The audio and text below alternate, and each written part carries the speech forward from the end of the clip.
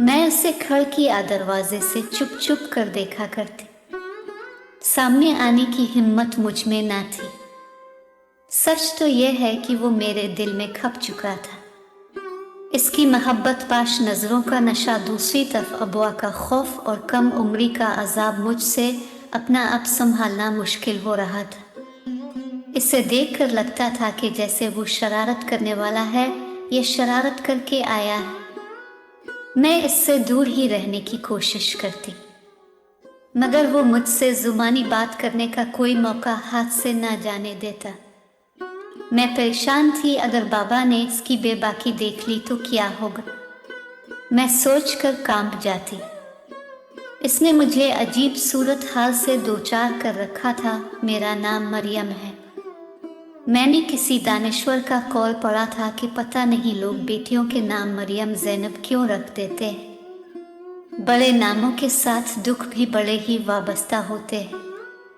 इतने बड़े नाम गम की सूरत में कुछ ना कुछ खराज तो वसूल करते ही आओ। जहाँ मेरा नामी मरियम है। हम दो बहनें और एक भाई है। मेरे बाबा का छोटा सा होटल था। अच्छी गुजर बसर हो रही थी। दिन कुछ बचपन, कुछ जवानी के थे।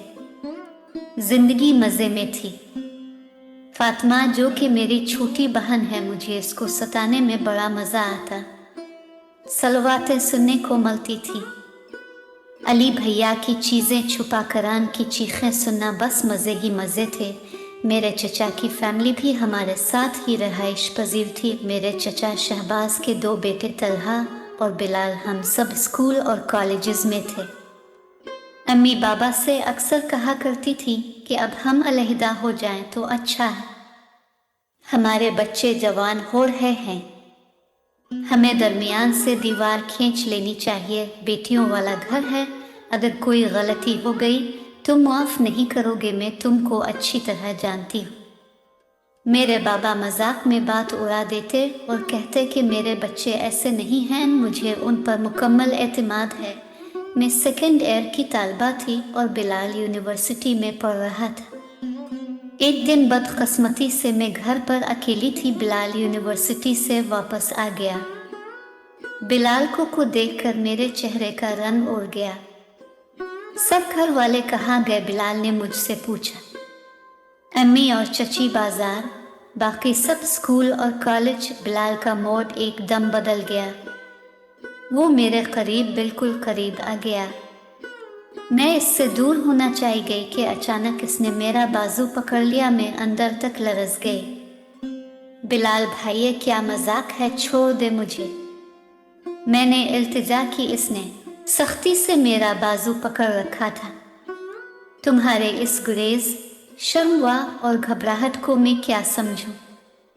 अगर तुम मुझसे शादी के ख्वाहिशमंद हो तो बाबा से बात कर, मैंने लरसते हुए कहा। इस दिन से मेरी बदकिस्मती के दिन शुरू हो गए। अचानक बाबा होटल से घर आए। चाय के लिए फ्रिज से दूध निकालना था। बाबा को देखकर बिलाल ने मेरा हाथ छोड़ दिया और सर झुकाकर बाहर निकल गया। रात को जब मेरे चचा शहबाज घर आए तो बाबा ने निहायत सदी से चचा से कहा, अब मैं बिलाल को देखना नहीं चाहता। तुम ये घर छोड़ दो। मैं ये घर छोड़ देता हूँ। भाईजान, बच्चों से गलती हुई, इतनी बड़ी बात नहीं है। मैं मरियम येटी का हाथ मांगता हूँ। आज से मरियम मेरी बहू है। बहुत जल्द मैं इसको ब्याह कर ले जाऊंगा। घर की बात घर में ही रहने दो। बात घर से निकली तो बहुत बदनामी होगी। चचा ने बाबा से इल्तिजा की, लेकिन मेरे अब्बा ने उनकी एक ना सुनी और हम बहावलपुर शिफ्ट हो गए। मेरा दिल पढ़ाई से उचाट हो गया। एक तो बिलाल जुदाई और दूसरा बाबा का मुझसे ताल्लुकी। गलती बड़ी नहीं थी। बाज़ दफ़ा वालिदैन भी औलाद के लिए आजमाइश बन जाते हैं। मेरे दिल पर आबले पड़ते चले गए। फिर वो ठीक ना हुए, बिलाल से बिछड़े और बाबा से हम कलाम हुए। मुझे 6 साल का अरसा गुजर गया था। हमें रिश्तेदारों ने बताया कि बिलाल की शादी फूफो की बेटी से हो गई। फिर पता चला कि बिलाल के 2 बेटे हैं।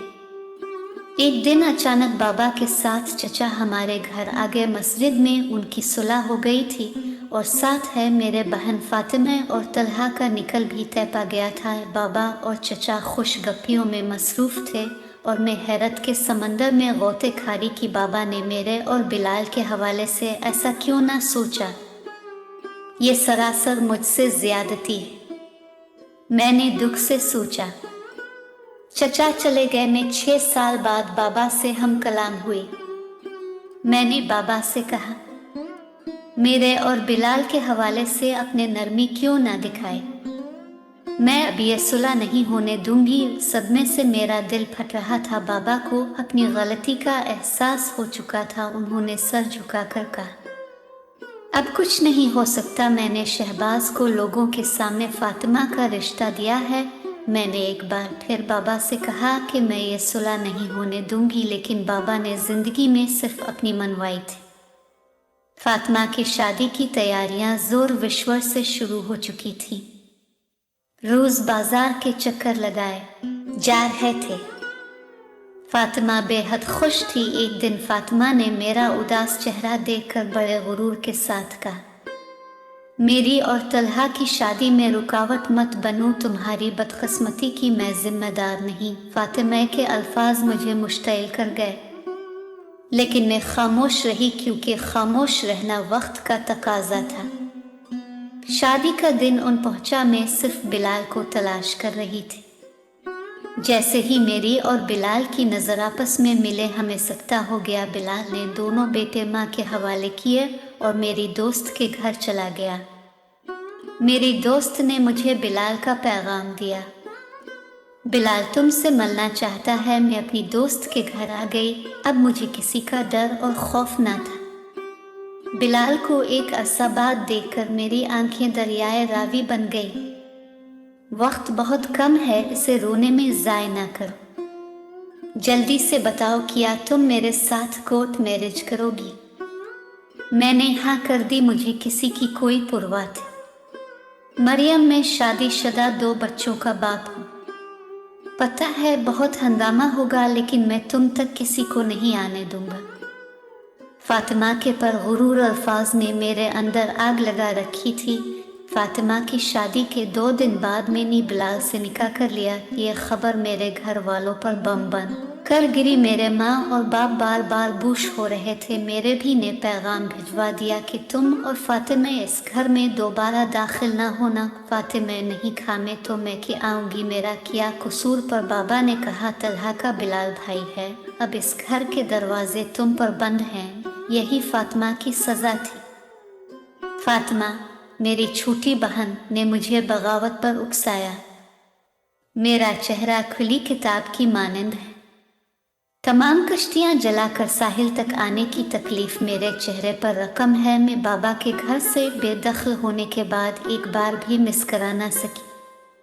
बाबा की बेजा जिद ने मुझे बगावत पर उकसाया। वालिदैन को चाहिए कि औलाद को आजमाइश में ना डालें, उनकी छोटी छोटी गलतियों को नज़रअंदाज कर दिया करें। आखिर औलाद भी इंसान होती है, इसे इंसान की नज़र से देखिए।